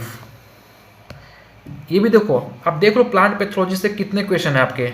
लगभग क्वेश्चन आपके प्लांट पैथोलॉजी से हैं गाइस, लगभग क्वेश्चन। तो सोच लो कि प्लांट पैथोलॉजी और एंटोमोलॉजी और निमेटोलॉजी कितना आपके लिए इंपॉर्टेंट हो जाता है। अब देखो ना, आप अभी तक अगर मैं बात करूं कि अगर हमने 45 क्वेश्चन डिस्कस किया है तो आपका लगभग 30+ क्वेश्चन आपका प्लांट पैथोलॉजी से ही है। अभी भी देखो सारे जो दिखाई पड़ रहा है स्क्रीन के ऊपर प्लांट पैथोलॉजी है, इसलिए मैं बोल रहा हूँ कि प्लांट पैथोलॉजी लेक्चर को आप अच्छे तरीके से अटेंड करो। Leaf panicle and fruit blight of the litchi is caused which of the following pathogen. Litchi में जो आपका लीफ पैनिकल होता है और फ्रूट ब्लाइट होता है वो कौन से पैथोजन की वजह से होता है? ये क्वेश्चन है आपका, बताइए। हाँ, ठीक है। कुछ लोग गलत कर रहे हैं सर इसका, कुछ लोग गलत कर रहे हैं, बाकी लोग का लगभग सही है। बिल्कुल सही आंसर क्या है? अल्टरनेरिया। ये जो है वो लीची के अंदर आपका पेनिकल और लीफ ब्लाइट करने के लिए रिस्पॉन्सिबल होता है, ठीक है। हाँ, जो लीची होता है ना वो ससेप्टिबल होता है कुछ फंगस से, कुछ पैथोजन से, तो जिनमें से आपका अल्टरनेटा जो है वो है, इनसे भी जो आपका लीची वो ससेप्टिबल होता है, आराम से डिजीज कॉज कर सकता है इसके अंदर। चलो 46 नंबर देखो, पूरा का पूरा भाई प्लांट पैथोलॉजी से ही क्वेश्चन भरा पड़ा है। Irregular shape dark brown canker of the on the outer surface of the potato, potato के आउटर सरफेस में इरेगुलर डार्क ब्राउन करके कैंकर। अब देखो, अब आपको बताता हूँ कि इंपॉर्टेंट क्या था। आप अगर हमारे टर्मिनोलॉजी वाला लेक्चर देखे होंगे तो आपको पता होगा कि कैंकर क्या होता है, बट अगर आपने नहीं देखा है तो आप एग्जाम में कंफ्यूज कर जाओगे भैया कैंकर क्या है, जुगाड़ है। तो अब क्वेश्चन ये बोल रहा है कि पोटैटो के ऊपर की तरफ डार्क ब्राउन कलर का इरेगुलर शेप में कैंकर बन जाते हैं, ठीक है, और उनका सिम्टम क्या देखने को मिलेगा, फिर उस डिजीज का सिम्टम क्या मिलता है आपको? Black scurf of potato, wart of potato, early blight of potato या फिर लेट ब्लाइट ऑफ पोटैटो। सही आंसर क्या है? कोई किसी क्वेश्चन का नहीं, क्वेश्चन हिंदी में पढ़ लीजिए सर। आलू के कंद, कंद ट्यूबर को बोलते हैं ना, आलू के कंद की बाहरी सतह पर अनियमित आकार के गहरे भूरे रंग का कैंकर निम्नलिखित में से किस बीमारी का एक विशिष्ट लक्षण है? बताइए। नेम से ही पता चल रहा है मेरे भाई कि डार्क ब्राउन, मतलब आप यहां देखेंगे तो इसका black scarf of potato, this is the right answer, black scarf. चलो 47 number, majority of the plant viruses has genome. जो आपके majority of the plant virus होते हैं उनमें जीनोम क्या होता है? Single stranded RNA, double stranded RNA, double stranded DNA या फिर सिंगल स्ट्रैंडेड डीएनए या फिर डबल स्ट्रैंडेड डीएनए? बताइए यहाँ पे क्या पूछ रहा? Plant viruses, most of the plant viruses. हाँ हाँ बिल्कुल बिल्कुल बिल्कुल, चलो अच्छा है, सारे लोग सही बोल रहे हो। इसका सही आंसर है सिंगल स्ट्रैंडेड आरएनए, है ना। अच्छा बताओ मेरे को, आप कमेंट में बता सकते हो कि सिंगल स्ट्रैंडेड आरएनए, तो आपके पास एक वायरस है टोबैको मोज़ेक वायरस, पहला डिस्कवर वायरस है, इनमें कौन सा जीनोम होता है? टोबैको मोज़ेक वायरस में कौन सा जीनोम होता है? हाँ बिल्कुल सही, ये पहला डिस्कवर था, और जो टोबैको मोज़ेक वायरस है उसमें क्या होता है? सिंगल स्टैंडर्ड आरएनए होता है। अच्छा ठीक, आप मुझे ये बताओ, टोबैको मोज़ेक वायरस तो है ही, चलो ठीक, ये तो हो गया। हाँ हाँ बढ़िया बढ़िया, ठीक है, आगे बढ़े। चलिए question number 48, who wrote, book का नाम क्या है भाई? बहुत लंबा विक, क्या लिखा है इसको? वृक्ष आयुर्वेदा ना, हाँ वृक्ष आयुर्वेद, वृक्षायुर्वेद, हाँ वृक्षायुर्वेद, this is the right pronunciation, वृक्षायुर्वेद, है ना। तो ये बुक जो है वो किसने लिखी है ना?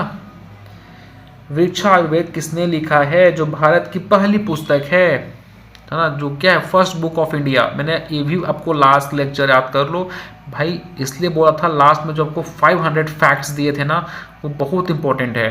तो ये वो फर्स्ट बुक इसने किसने लिखा है जिसमें क्या है, पौधों की बीमारियों और उनके नियंत्रण पर विस्तृत विवरण दिया गया है। मतलब कि भाई प्लांट में कौन सा बीमारी लगता है और उसका क्या कंट्रोल है, क्या उपाय है, क्या मैनेजमेंट है, तो वो अच्छे तरीके से एक्सप्लेन किया गया है। तो आप अगर ये देखेंगे कि वृक्ष आयुर्वेदा जो है ये बुक किसने लिखा था, आप तो आप याद करो, मैंने बताया था आपको क्या, सुरपाल के बारे में, याद आ रहा है सुरपाल के बारे में?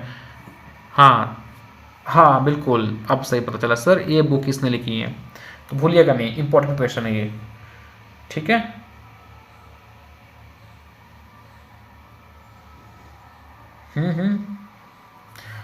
चलें, चलो क्वेश्चन नंबर 49 देखते हैं क्या हो रहा है। Most of the plant parasitic nematode belong to which of the following orders. जितने भी आपके लगभग प्लांट पैरासिटिक निमेटोड्स होते हैं वो कौन से ऑर्डर से बिलोंग करते हैं? बताइए, जो आपके प्लांट पैरासिटिक निमेटोड्स होते हैं वो कौन से ऑर्डर से बिलोंग करते हैं? Question number 49। हाँ चलो सब, ये कहाँ से होगा, ये कहाँ से होगा? नहीं होगा, ये डोरिलेनिमिडा नहीं होगा, निमेटोडा ये तो बिल्कुल नहीं होगा, एफेलेनिचिडा ये भी नहीं होगा। सही आंसर क्या है इसका? Tylenchida, Tylenchida is the right answer guys, ठीक। देखो जो आपके टाइलेनचिडा ऑर्डर है ना, इसमें आपके मोस्ट इकोनॉमिक इंपॉर्टेंट और wide spread plant parasitic nematodes आपके यहाँ पे आते हैं, जैसे कि आपका हो गया root node nematode, cyst nematode, lesion nematode. मैं फिर से रिपीट कर रहा हूँ कि जो आपका टैलेंटिना जो ऑर्डर है ना, इनमें जितने भी इकोनॉमिकली इंपॉर्टेंट और wide spread plant parasitic nematodes होते हैं एग्रीकल्चर में, वो आते हैं। जैसे आपने पढ़ा होगा रूट नोड निमेटोड, इसी ग्रुप में आता है। इसके अलावा आपने पढ़ा होगा सिस्ट निमेटोड, ये इसी के अंदर आता है, ठीक ना। चलो क्वेश्चन 50 देख लो। Which of the following nematodes is known as cyst nematode? किनको हम सिस्ट निमेटोड बोलते हैं? पूरा क्वेश्चन आपका निमेटोलॉजी से है। खैर मैंने निमेटोलॉजी भी नहीं पढ़ाया है, बट आप अगर आंसर कर पा रहे हो तो कर लो, नहीं कर पा रहे हो तो चिंता मत करो, निमेटोलॉजी में आपको पढ़ाऊंगा। अभी आपका एंटोमोलॉजी स्टार्ट हुआ है, एंटोमोलॉजी खत्म होगा फिर हम स्टार्ट करेंगे निमेटोलॉजी। चलो बताइए क्वेश्चन के आंसर।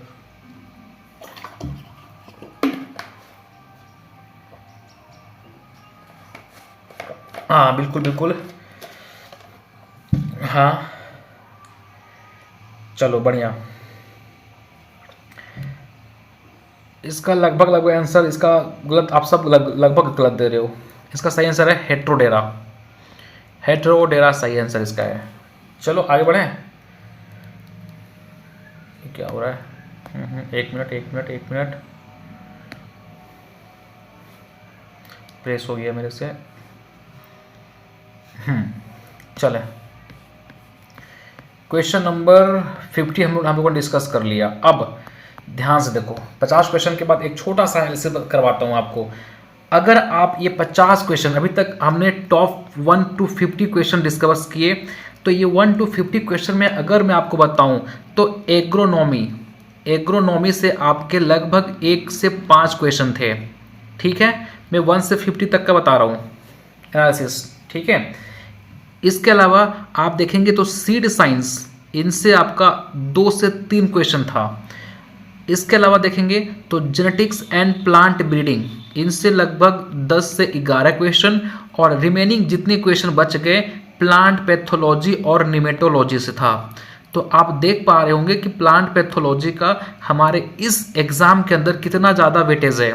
तो इसलिए मैं आपसे रिक्वेस्ट कर रहा हूँ कि आपने हमारे लेक्चर्स जो प्लांट पैथोलॉजी का हुआ है उसे नहीं देखा है तो देख लो, और सारे क्वेश्चन जो प्लांट पैथोलॉजी में मैंने कराए हुए हैं वो यही क्वेश्चन यहाँ से आप जो है पूछा गया है। एक भी क्वेश्चन अभी आपको ऐसा नहीं लगा होगा अगर आपने क्लासेस मेरी करी होंगी कि सर आपने क्लास में नहीं करवाया है, सब चीज़ मैंने करवाया हुआ है। इनफैक्ट लास्ट वाला पीडीएफ में आपसे रिकमेंड कर रहा हूँ कि लास्ट क्लास का जो पीडीएफ है 500 फैक्ट्स का, उसको जरूर संभाल के रखना। उससे बाहर क्वेश्चन रेयर पूछे जाएंगे, और जो पूछे जाएंगे बाहर क्वेश्चन वहाँ पर कवर किया हुआ होगा, ठीक है। तो इसलिए बोल रहा हूँ कि उसको आप अपने पास संभाल के रखो, ठीक है। अब हम स्टार्ट करते हैं। 2 मिनट का आपके पास ब्रेक है, 2 मिनट के बाद हम स्टार्ट करेंगे अगला यहाँ से 51 से। चलिए 100 क्वेश्चन हमें पूरी करनी है आज, बिल्कुल 100 क्वेश्चन पूरा करना है। 2 मिनट आप फटाफट फ्रेश हो लो, फिर 2 मिनट में हम स्टार्ट करते हैं। चलो स्टार्ट करें। चलो बढ़िया। क्वेश्चन नंबर 51 देखो। अब यहाँ से थोड़ा क्वेश्चन आना स्टार्ट हो गया है एंटोमोलॉजी से। हाँ एंटोमोलॉजी से क्वेश्चन है। देखो 51 क्वेश्चन क्या बोल रहे हैं कि representative of which of the following classes has 3 pair of leg, है ना। जिसपे 3 पेयर ऑफ लेग देखने को मिलता है वो कौन से क्लासेस से बिलोंग करते हैं। हाँ मैंने बताया था कल ही के लेक्चर बताया था भाई कि 3 पेयर ऑफ लेग होते हैं इंसेक्टा। सही आंसर क्या है? इंसेक्टा। सबने सही दिया है, इंसेक्टा, है ना। और इनका लोकोमोशन कैसा होता है? हेक्सापोडा। इनका लोकेशन जो है वो लोकोमोशन होता है हेक्सापोडा, ठीक है। अच्छा बता सकते हो एग्जाम्पल जिनमें 3 ज्वाइंटेड लेग होते हैं, उनके एग्जाम्पल बता सकते हो आप? बिल्कुल स्पाइडर सर, स्पाइडर में होता है। हाँ, और जिनमें 4 पेयर होता है,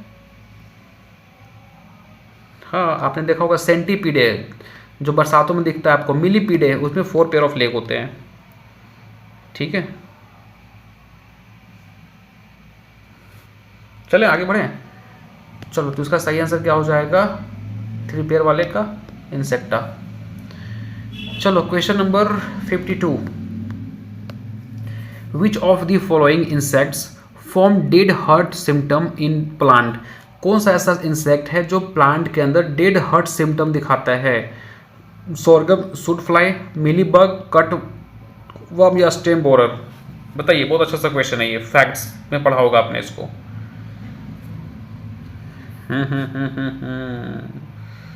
गलत कर रहे हो, गलत कर रहे हो भाई, गलत कर रहे हो, गलत कर रहे हो, लगभग लोग गलत कर रहे हैं।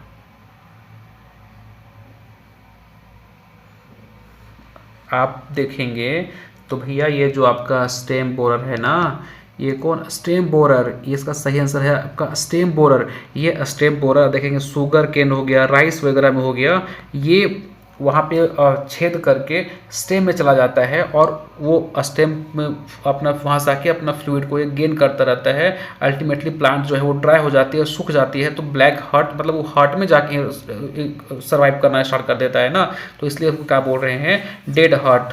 तो सही आंसर इसका हो जाएगा। ठीक, नहीं समझ आया? देखो आप, स्टेम बोरर क्या करता है, स्टेम मतलब सेंटर में जाके सर्वाइव करेगा, यहाँ पे जो इनकी लिक्विड होती है ना वो इनको ये अब सक करना स्टार्ट कर देता है, तो प्लांट के ऊपर वाला पार्ट जो है वो आपका मुरझाना स्टार्ट हो जाएगा, ड्राई हो जाएगा। ठीक है, तो डेड मतलब बीच से ही ये प्लांट में जाके प्लांट को किल कर दिया ना, दैट्स व्हाई इसको नोन एज डेड हार्ट। तो स्टेम बोरर इनका सही आंसर हो जाएगा। ठीक है, आगे बढ़े 53 नंबर क्वेश्चन। चलो बढ़िया। Trichogramma is a parasitoid of which of the flowing stage of insect? Trichogramma जो है वो एक पैरासिटॉइड होता है जो कौन सा स्टेज में, आप इंसेक्ट कौन सा स्टेज में, एग में, कैटरपिलर में, प्यूपा में, एडल्ट में? बताइए। बिल्कुल बिल्कुल, निम्नलिखित में से ट्राइकोग्रामा कीट की किस अवस्था की को अच्छा पैरासिटॉइड है? हाँ, ये क्वेश्चन इसलिए मैं गलत पढ़ दिया। बोल रहा है क्वेश्चन कि निम्नलिखित में से ट्राइकोग्रामा कीट की किस अवस्था का पैरासिटॉइड है? देखो ट्राइकोग्रामा का ना हम यूज करते हैं वास्प को कंट्रोल करने के लिए, मतलब इसका यूज हम एज अ बायोलॉजिकल कंट्रोल की तरह करते हैं, है ना, जहाँ पे आपके जो वास्प होते हैं उनको कंट्रोल करने के लिए हम ट्राइकोग्रामा का यूज करते हैं, है ना। और ये क्या होता है, मोस्टली एग पैरासिटॉइड होता है, तो इसका आंसर क्या हो जाएगा, ए नंबर, एग। चलो अगला, spring tail belong to which of the following order? Spring tail कौन से ऑर्डर से बिलोंग करता है? ये जैसा क्वेश्चन है, ये भी आपका एंटोमोलॉजी से मैं कवर कराऊंगा। अभी मैं एंटोमोलॉजी में चल ही रहा है, मैंने फर्स्ट क्लास कर लिया था, मैं सारा कवर कराऊंगा। तो स्प्रिंग टेल बिलोंग करता है कौन से ऑर्डर से? एनीवन? बिल्कुल, कोलम्बोला। जो आपका स्प्रिंग टेल है ना वो कोलम्बोला से बिलोंग करता है। ठीक है, तो सब सही दे रहे हो। चलो 55 नंबर क्वेश्चन, क्या बोल रहा है क्वेश्चन? सिप्नोसेड एक कीटनाशक आधारित रासायनिक यौगिक निम्नलिखित में से किस सूक्ष्म जीव के द्वारा उत्पन्न किया जाता है ना। सिप्नोसेड ए इंसेक्टिसाइड बेस्ड केमिकल कंपाउंड, सिप्नोसेड जो है वो एक इंसेक्टिसाइड बेस्ड कंपाउंड है, is release by which of the flowing micro organism? जिसको एक माइक्रो ऑर्गेनिज्म रिलीज करता है, उस माइक्रो ऑर्गेनिज्म का नाम बताना है। सिप्नोसेड याद रखिएगा, सिप्नोसेड। ठीक है, ये क्या है, इंसेक्टिसाइड है, और इसको प्रोड्यूस करने के लिए हम एक माइक्रो ऑर्गेनिज्म का यूज़ करते हैं, उनका नाम बताना है आपको। बताइए क्या सही आंसर इसका है? तो अस्केरेलो पॉलीफ्लोरा स्पाइनोस्मोसा, ये जो आपका है ना, ये सही आंसर इसका ये हो जाएगा, बी नंबर। ठीक है, देखो अगर बात करें थोड़ा सा इनके बारे में जान लो, क्या होता है स्पिनोसेड, क्या होता है देख लो। स्पिनोसेड की बात करें तो याद रखो ये एक मोस्ट इफेक्टिव बायोलॉजिकल इंसेक्टिसाइड होता है। ठीक है, समझ में आया? जिनको हम इनके माध्यम से प्राप्त करते हैं, तो याद रखना इसका सही आंसर ये हो जाएगा, बी नंबर। चलो 56 नंबर पे जाते हैं। 56 बताओ क्या है question? Which of the following major blood sugar is found in insect, है ना। Which of the following major blood sugar जो पाया जाता है इंसेक्ट में, ग्लूकोज, फ्रुक्टोज, ट्रेहलोज, या फिर इनमें से कोई नहीं? बताइए। अरे वो लोग ग्लूकोज मार रहे हो, अरे भाई क्या, क्यों भाई, क्यों सर, ह्यूमन में ना ग्लूकोज लेवल बढ़ जाता है तो शुगर हो जाता है, तो क्या इन लोगों में शुगर होता है? अरे नहीं, इसका सही आंसर हो जाएगा trehalose, this is the right answer. Trehalose इसका सही आंसर हो जाएगा। ह्यूमन में ग्लूकोज होता है, ठीक है, और जो आपके इंसेक्ट्स वगैरह होते हैं ना, उनमें ब्लड शुगर लेवल क्या होता है, ट्रेहलोज, ठीक, याद रखना। और ये क्या करता है ट्रेहलोज, ये रैपिड एनर्जी देता है। जो आपके इंसेक्ट्स होते हैं ना, उनको रैपिड एनर्जी देता है, जिनके माध्यम से वो सर्वाइव कर पाते हैं और फ्लाइट कर पाते हैं, उड़ पाते हैं। तो ये बहुत ग्लूकोज से भी ज़्यादा फास्ट एनर्जी प्रोवाइड करता है, ठीक है। चलो क्वेश्चन नंबर 57 देखो। Which marigold is grown as a trap crop mainly in tomato against which of the following insect? आपको पता है ये टोमेटो है, इनके आसपास बगल बगल में हम लगा देते हैं मैरीगोल्ड को, ताकि जो इंसेक्ट है वो इस मैरीगोल्ड में ही अपना दिन दुनिया बिता दे, इसी में रह जाए और हमारा मेन क्रॉप को पे ये इनका अटैक ना हो। इसलिए इसको बोलते हैं क्या, ट्रैप क्रॉप। अब आपसे पूछ रहा है कि कौन सा इंसेक्ट का जो है वो खतरा रहता है ना, तो वो आपसे क्वेश्चन पूछ रहा है 57 नंबर। तो याद रखिएगा हेलिकोवर्पा का खतरा बहुत ज़्यादा होता है, हेलिकोवर्पा ये सही आंसर है, ठीक है। जो आप देखेंगे टोमेटो स्टेम बोरर मतलब टोमेटो में छेद करके उसके अंदर कीड़े होते हैं, और ये कीड़ा मोस्टली आपको देखने को मिलेगा कौन, हेलिकोवर्पा आर्मीजेरा, ये वाला हेलिकोवर्पा आर्मीजेरा। ये बहुत ही डेवास्टिंग पेस्ट होता है, और इनको कंट्रोल करने के लिए हम येलो कलर का मैरीगोल्ड लगा देते हैं फील्ड के बाहर, ताकि वो एग अगर लेइंग करे तो वो उसी मैरीगोल्ड पे करे, हमारा मेन टोमेटो जो है वो बच जाए, ठीक है। चलो क्वेश्चन नंबर 58 देखते हैं। In India, the first case of insecticide resistance in a stored grain insect pest was found in. India में पहला केस इंसेक्टिसाइड रेजिस्टेंट जो कि स्टोर्ड ग्रेन के लिए आया था, वो कब, वो कहाँ, मतलब कहाँ पाया जाता है ना। क्वेश्चन को हिंदी में पढ़ दूँ क्या। भारत में भंडारित अनाज के कीटों में कीटनाशक प्रतिरोध का पहला मामला पाया गया है ना, कहाँ पे, मतलब कीटों में कौन से बताओ। भारत में भंडारित अनाज के कीटों में कीटनाशक प्रतिरोध का मामला पहला मामला कब पाया गया, तो ट्रिबोलियम इसका सही आंसर। बहुत सही दे रहे हो।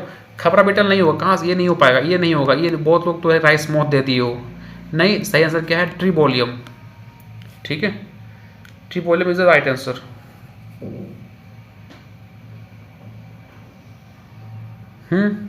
ठीक है, कोई डाउट। ट्रिबोलियम, अरे इसी को तो हम बोलते हैं ना, इसी को क्या बोलते हैं, red flour beetle. Red flour beetle हम बताऊंगा आपकी इसके बारे में। रेड फ्लर बीटल इसी को तो बोलते हैं।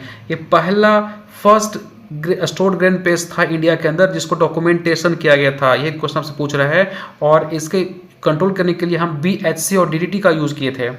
पहला रिपोर्टेड स्टोर ग्रेन पेस्ट कौन था, red flour beetle. Scientific name क्या है वही पूछा आपसे, ट्रिबोलियम कैस्टेनम, ठीक है। चलो क्वेश्चन नंबर 59, सारा क्वेश्चन इंटोमोलॉजी से पूछा है यहाँ पे। एप्रिकैरिना कैनिया मेलोनोयुका, क्या लिखा रहता है भाई, एप्रिकैनिया मेलोनोयुका इज एन एक्टोप्रेसिटोइड। एक्टो मतलब बाहर है ना। Which of the flowing insect, एक जो है वो सर्वाइव करता है बाहर की तरफ, वो कौन से इंसेक्ट के बाहर, पायरिला, एफिड, थ्रिप्स, मिलीबग। तो सही आंसर इसका क्या आपने दिया, बहुत बढ़िया, बहुत क्लैपिंग, सही आंसर बिल्कुल आप दिए हो। है ना, पायरिला जो है वो इसका सही आंसर है, ठीक। 60 नंबर, ये तो गलत नहीं करना चाहिए आपको। The queen honey bee secret of pheromone, जो क्वीन हनी बी होती है वो एक फेरोमोन सीक्रेट करती है ना। वो फेरोमोन किस ग्लैंड से सीक्रेट करती है, ये क्वेश्चन पूछा आपसे। ये आपने पढ़ा होगा एपीकल्चर के अंदर, एपीकल्चर में आपने पढ़ा होगा, बताइए कहाँ से करता है भाई, तो पढ़ा है आप, इजी सा क्वेश्चन है। मैंडिबुलर ग्लैंड, बिल्कुल सही आपने बोला, मैंडिबुलर ग्लैंड है ना। आगे बढ़े, चलो 61 क्वेश्चन देखते हैं। The use of methyl eugenol attract which of the flowing insect. Methyl eugenol का यूज हम करते हैं कौन सा इंसेक्ट को अट्रैक्ट करने के लिए, बताइए।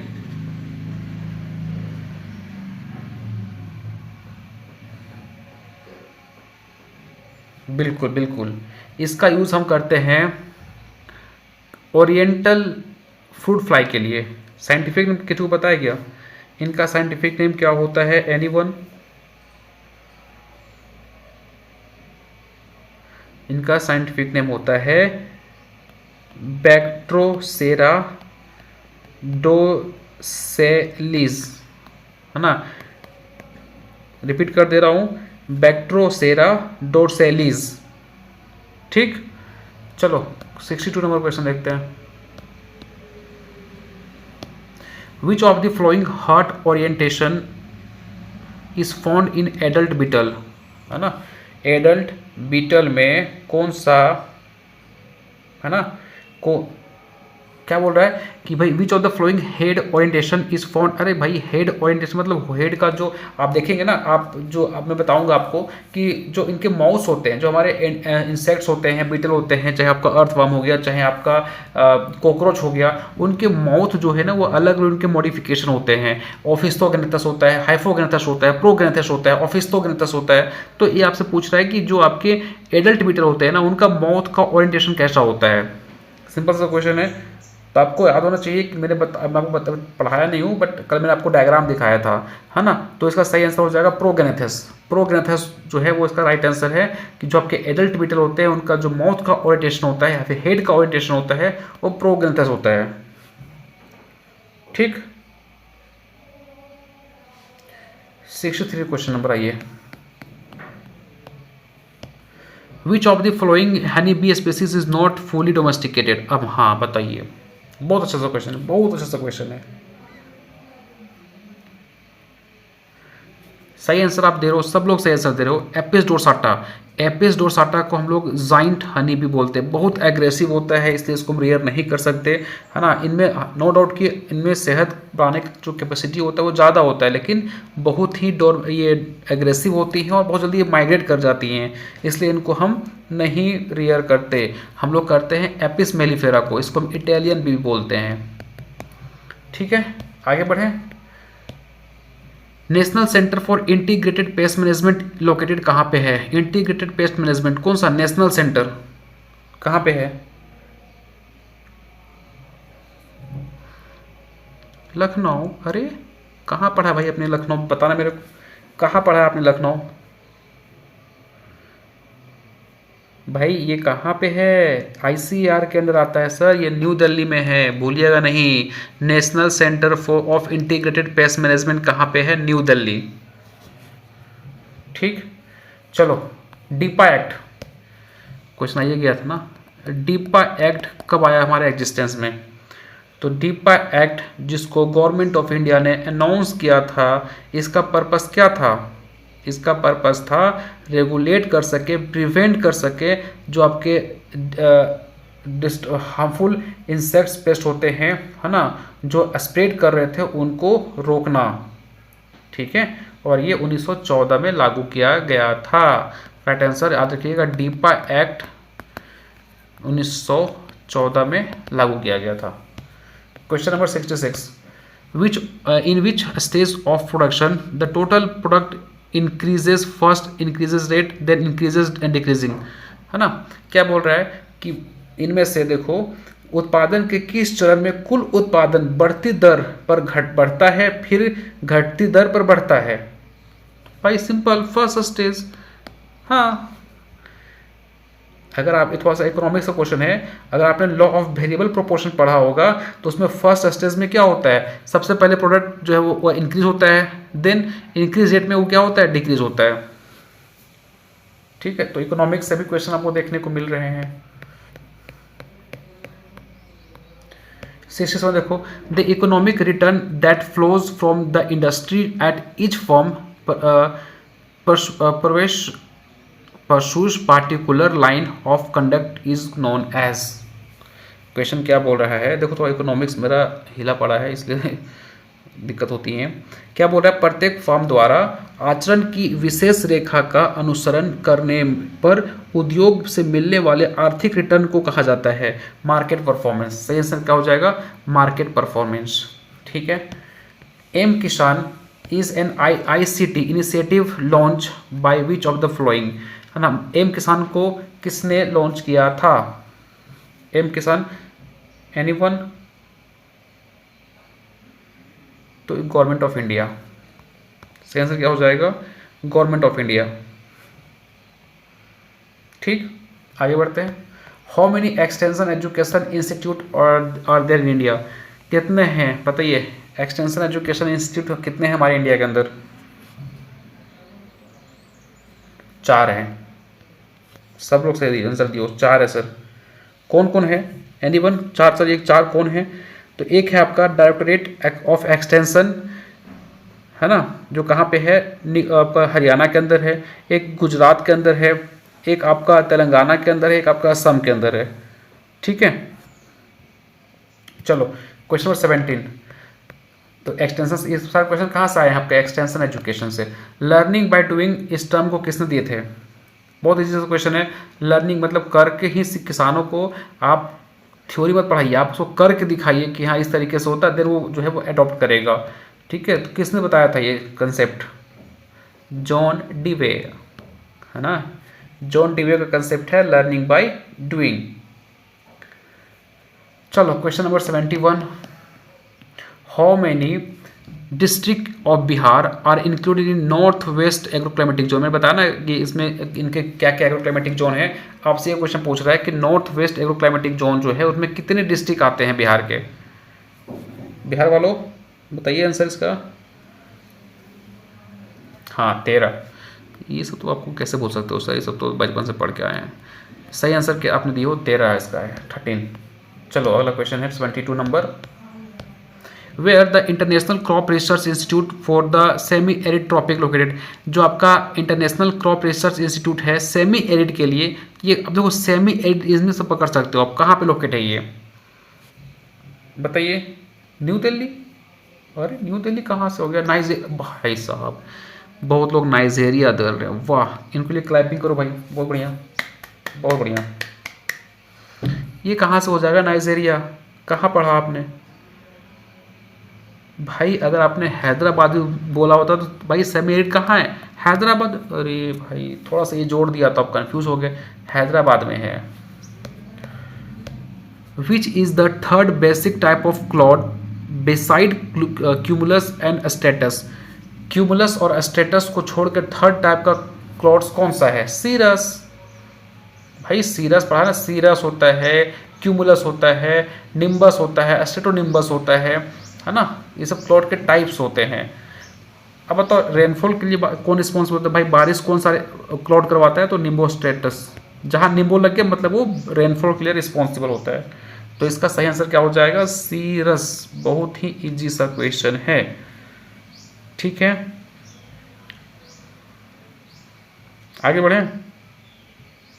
चलो 74 बहुत इजी सा क्वेश्चन 74 भी है। द फर्स्ट ऑर्गेनिक स्टेट, आंख बंद करके भाई जो थोड़ा बहुत पढ़ा होगा ना वो मार के आ जाएगा। सिक्किम। कब बना था ये सिक्किम? फर्स्ट ऑर्गेनिक स्टेट कब बना था? 2016 में। ठीक है, चले 75 में क्वेश्चन देखते हैं। Which of the following is not include while saving the imbalance ecosystem? Imbalance ecosystem में किन को हम इंक्लूड नहीं करते हैं बताइए? नेचुरल रिसोर्सेज मैनेजमेंट को, पोल्यूशन कंट्रोल को, डिप्लीशन ऑफ ओजोन लेयर को, recycling and uses of organic waste को। किसको नहीं करते हैं? बिल्कुल डिप्लीशन ऑफ ओजोन लेयर को हम इंक्लूड नहीं करते हैं। ठीक। GIS technology integrated hardware software and data create a system that allow users to, हाँ GIS, ये प्रिसिजन फार्मिंग का क्वेश्चन है। GIS टेक्नोलॉजी जो है वो इंटीग्रेट करके बनता है हार्डवेयर का, सॉफ्टवेयर का, डेटा क्रिएट करता है। ये अलाउ करता है यूज़र को क्या? विजुलाइज करना और मैनिपुलेट करना स्पाशियल डेटा को, या फिर डेटा स्टोरेज और उसका मैनेजमेंट करना, मॉनिटर इन्वायरमेंटल चेंजेस, जो इन्वायरमेंट में चेंजेस हो रही है उनको मॉनिटरिंग करना, या फिर understand the natural environmental on the local remote regional scale. तो इसका सही आंसर एनीवन कोई गेस कर सकते हो सही आंसर क्या होगा इसका? सही आंसर इसका ये हो जाएगा। इसका हम इसलिए ही ताकि हम उसको विजुलाइज कर सकें, मैनिपुलेट कर सकें, है ना। इस सही आंसर इसका ये हो जाएगा। चलो question number 77, the study of soils influence on human kind and use of land for plant growth, overall uses of land is called. Overall जब इसका कोई मतलब नहीं है, अगर आप यहाँ देखोगे तो वो क्या बोल रहा है कि ओवरऑल यूजेस ऑफ लैंड, अगर यहीं से आप पकड़ लोगे कि इसका सही आंसर क्या होगा।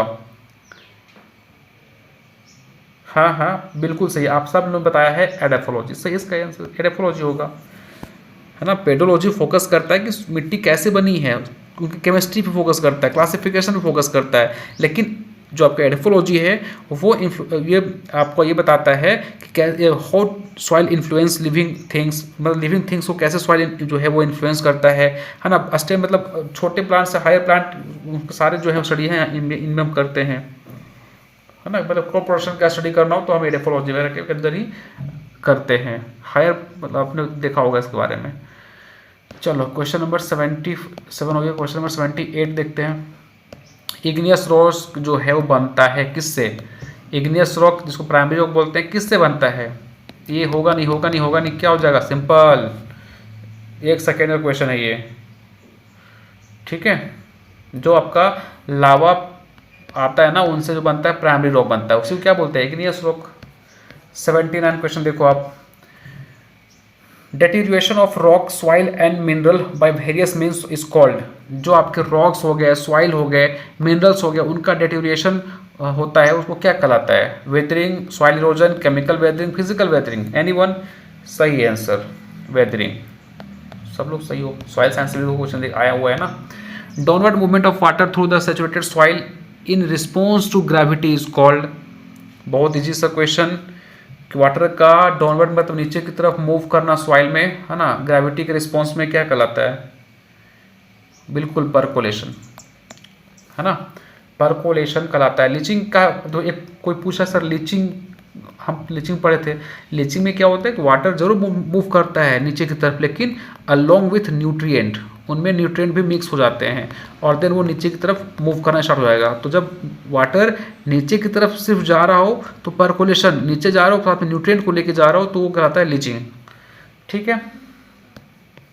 20 क्वेश्चन और हमारे बचे हुए हैं। Soil health is determined by, soil health को हम कैसे डिटरमाइन करते हैं? अमाउंट ऑफ कंपोस्ट अप्लाइड, कितना कंपोस्ट हमने अप्लाइड किया उसको देख के। Actual capacity of soil to function, उसको देख के। Inherent capacity of soil to function, या फिर इनमें से कोई नहीं।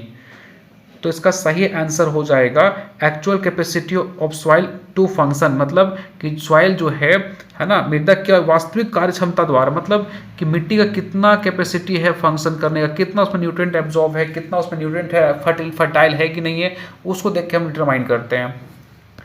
Acid rain, polluted drinking water and dead zone in the water bodies due to excessive use of। जो आपका एसिड रेन है ना, इसमें क्या होता है, वाटर आपका पोल्यूट हो जाता है ना। इसके अलावा डेड जोन बन जाता है वाटर बॉडीज वगैरह में, तो ये किसकी एक्सेसिव यूज से बनता है? तो नाइट्रोजन, फर्टिलाइजर, फॉस्फोरस, वही तो आसान सा क्वेश्चन है। बिल्कुल भाई, नाइट्रोजनस फर्टिलाइजर, यूरिया वगैरह का करोगे ना तो उनसे ये मोस्टली देखने को मिलता है। नाइट्रोजनस फर्टिलाइजर इसका सही आंसर हो जाएगा, ठीक है। क्योंकि देखो नाइट्रोजन फर्टिलाइजर से होता क्या है, ये रिलीज करता है नाइट्रोजन ऑक्साइड। क्या रिलीज करता है? Nitrogen oxide. और ये जो नाइट्रोजन ऑक्साइड होता है ये मोस्टली रिस्पॉन्सिबल होता है एसिड रेन के लिए, ठीक है ना। चलो क्वेश्चन 83 देखते हैं। Which of the following is a Indian dwarf wheat. ये तो आसान सा क्वेश्चन है भाई, ये तो पता होना चाहिए। टिटिकम एस्पेरो को कम भाई कोई ने टिटिकम एस्टिवम मार दिया। अरे भाई टिटिकम एस्टिवम कहाँ से होगा, कहाँ से आप लोग पढ़ते हो? इंडियन पूछा है, इंडियन डॉर्फ वीट। आप लोग एग्जाम यही करते हो, जल्दी पढ़ते हो फिर वही मार देते हो। ये मैक्सिकन है भाई मेरे, ये मैक्सिकन डॉर्फ वीट है। इंडियन पूछा है तो टिटिकम एस्पेरो को कम हो जाएगा। चलो question number 84। The dwarf variety of wheat brought from Mexico to India, कौन सा था जो उसको मैक्सिको से इंडिया में लाया गया था? याद करो, पढ़ाया था मैंने व्हीट के टाइम पे आपको। बिल्कुल बिल्कुल। देखो इसका सही आंसर अगर देखोगे ना तो इसका सही आंसर हो जाएगा,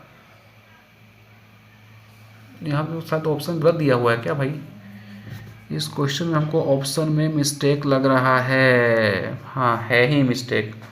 देखो अगर आप देखेंगे ना तो इसमें जो मैक्सिको से इंडिया लाया गया था वो सोनरा 64 था, और इसमें एक और वैरायटी थी दैट इज़ लरमा, है ना, लरमा और जो 64 ये वाला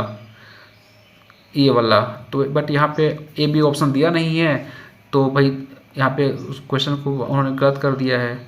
ये दो सोना 64 और लरमा रोजो ये दोनों जो हैं जिसको लाया गया था मैक्सिको से इंडिया, तो इसका याद रखिएगा यहाँ पे क्वेश्चन इसका आंसर ऑप्शन गलत दिया हुआ है, इसका ए एंड बी ऑप्शन देना चाहिए था।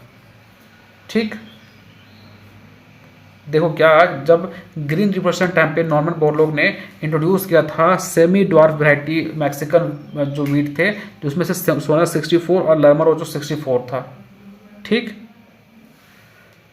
चले अभी तो आसान सा क्वेश्चन है, हाइब्रिडाइजेशन क्या होता है? तो ये तो आसान सा क्वेश्चन, तो इसमें पढ़ने की जरूरत ही नहीं है भाई।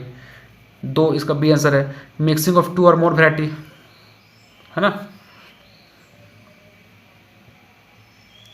आगे बढ़ें।